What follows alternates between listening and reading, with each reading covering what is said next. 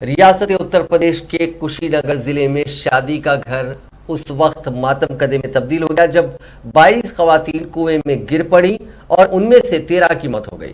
तफसीलात के मुताबिक नूरनगिया गांव के स्कूल टोले के रहने वाले परमेश्वर कशवाहा के बेटे की आज शादी मुकर्रर थी और हल्दी की रस्म कल रात मुकर्रर थी, जिसमें शिरकत के लिए खवातीन और लड़कियों की कसीर तादाद वहां जमा हुई और कुएं के पास शादी की एक रस्म अदा की जा रही थी कि कुएं का एक स्लैब मुनहदिम हो गया, जिसकी वजह से 22 खवातीन कुएं में गिर पड़ी।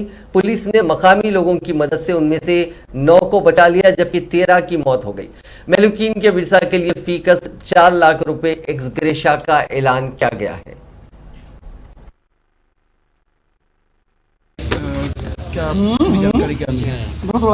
एक दुखद हादसा हुआ। ये नौरंगिया टोला गांव में एक पुराना कुआं था जो पहले से स्लैब से ढका था और उसके ऊपर कुछ महिलाएं और बच्चे बैठे थे।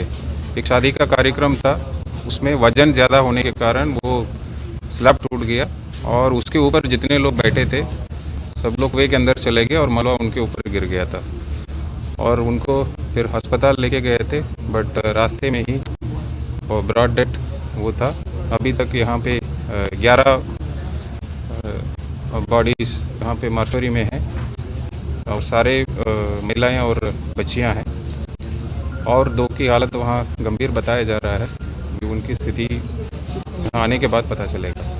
सर यहाँ पे जो कुछ परिचय थे, एक आदमी बताया कि वो 2 घंटे तक लगातार एम्बुलेंस ट्राई करते हैं, लेकिन सरकारी एम्बुलेंस ने भी मौके पर पुलिस पहुंची है, पुलिस अपनी गाड़ियों से ले गई। कहीं ना कहीं स्वास्थ्य विभाग की बड़ी लापरवाही है।